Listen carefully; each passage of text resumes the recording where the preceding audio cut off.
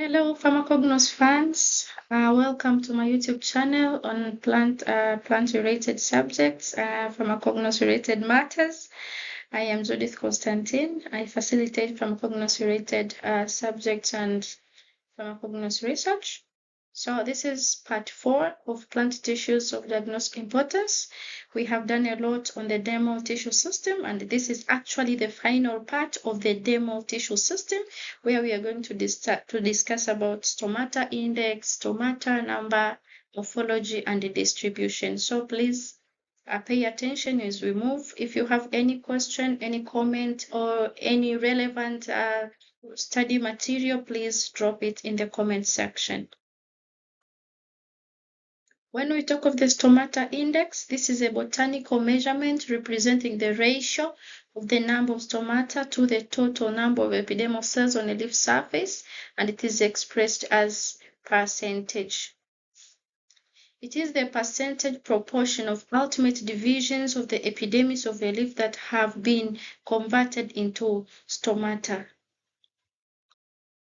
The stomata index is highly constant, so we depend on this because it does not change with weather changes, it's not affected by any environmental conditions, and may be determined on either entire or powder samples. So this makes it reliable quantitative parameter for standardization and can be calculated as stomata index is equal to the number of stomata per unit area times 100 divided by the number of epidermal cells in the same unit area times 100.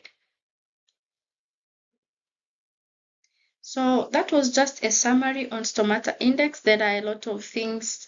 For example, how do we count the number of stomata per unit area? How do we count the epidermal cells per unit area? How many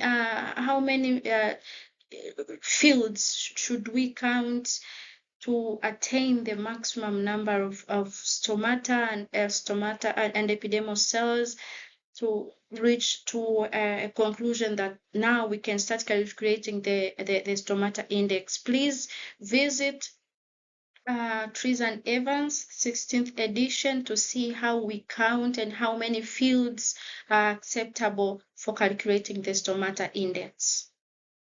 And when we come to stomata number, this refers to the average number of stomata per square millimeter of epidermis, indicating stomata density.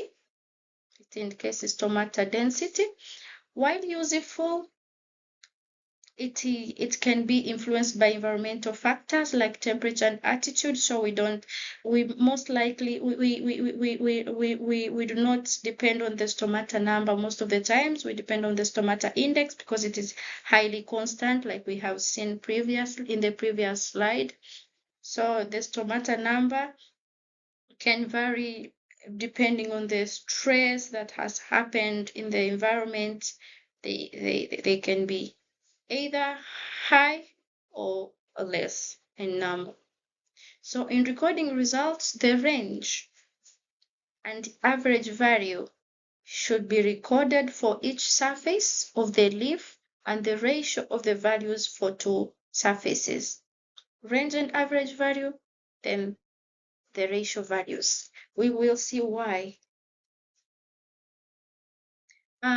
If you visit the book, the Trees and Evans, 16th edition, you will see the man known as Timerman. Timerman reached to a conclusion that stomata numbers are usually useless for distinguishing between closely allied species. But because we said about the ratio, in certain cases, the ratio between the number of stomata on both surfaces may be of diagnostic importance. For example, it is possible to distinguish Datura inoxia from other Datura species by the means of the ratio of the number of stomata on two surfaces. But it is not always the case for other species. So we normally stick on the stomata index. So also, please visit whatever reference material of your preference to see how we count the number of stomata and how many fields should be counted to reach to a conclusion that now we can conclude about the number of stomata. We have stomata distribution. This is just addition. The distribution of stomata on plant leaves is a very important feature. It can be abaxial, it can be adaxial, it can be amphistomatic. Abaxial stomata distribution, this is when the stomata are present only on the lower surface of the leaf, and it is found in most plants. It is adaxial when the stomata are present only in the upper surface of the leaf, and it is found in aquatic plants. It is amphistomatic when the stomata are present on both surfaces, and it is found in many monocotyledons.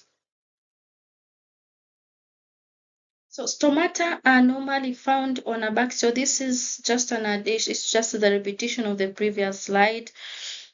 They are normally found on the abaxial surface of leaves in most plants, often in much greater numbers than on the adaxial surface to minimize water loss, though some plants have them on both sides. Just to stress, aquatic plants often have them on the top, adaxial. The most monocots have more stomata on the lower surface. This is abaxial, while most dicots have them on the lower surface, while many monocots have them on both sides. So you can read more to understand on the stomata distribution. When we talk of stomata morphology, this refers to the structure of the stomata, how it looks like, how it appears when you look at it directly. The shape of the gut cells can be either kidney-shaped, for example, in dicots. It can be dumbbell-shaped, for example, in monocots. That is one. Two, the presence of a sunken stomata. Sunken stomata are always present in xerophytic plants. We are going to see what xerophytic plants mean. This is a kidney-shaped or reniform stomata, which is found in dicots. And these are dumbbell-shaped stomata, which are found in monocots. Speaking of a sunken stomata or a hidden stomata, these stomata are tiny pits or depressions in the plant's leaf surface where stomata are located. It is a key adaptation in xerophytic plants or desert plants, for example, aloe vera or cacti. They are meant to reduce water loss by trapping moist air, lowering the water potential gradient, and shielding pores from drying winds, thereby minimizing transpiration and conserving water in arid conditions. So this is how a sunken stomata appears microscopically. It's like they are hidden, preventing loss of water. You can visit this publication for more understanding of sunken stomata. So this is the end of dermal tissue system, and these are questions for self-assessment. If you like, you can discuss in the comment section. For example, number 1, what is not true about the dermal tissue system?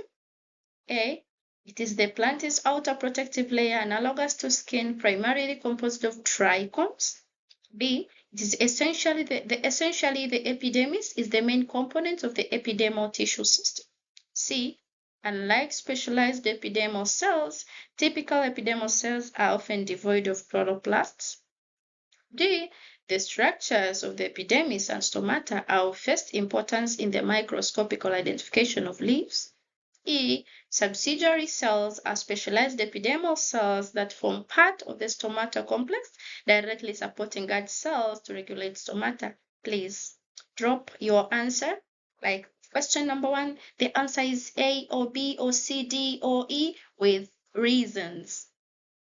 And question number 2, write it true or false with reasons. Question number 1, Roman 1, glandular and non-glandular trichomes produce and secrete the phytochemicals of medicinal importance. If it is true, tell us why. And if it is false, tell us why. Roman 2, anomocytic stomata are characterized by guard cells surrounded by at least 5 radiating subsidiary cells, forming a star-like pattern, often with cells that are radially elongated like spots. Please drop your answers below with reasons. I'll be glad to participate in the discussion forum. This brings us to the vascular tissues. Remember, we said the key tissues and structures of diagnostic importance in plants are the dermal tissue system, the vascular tissues, and the ground tissues. So we did the dermal tissue system where we saw the epidermis along with the trichomes and the stomata. And now this will take us to the vascular tissues where we are going to see the xylem and phloem and see how they can help us distinguish between monocots and dicots by observing their cross-section view of the roots and the stems. Thank you. See you in part 5 of plant tissues of diagnostic importance, where we will be discussing about the vascular tissues. It was nice having you, and I expect to share much with you guys. Thank you.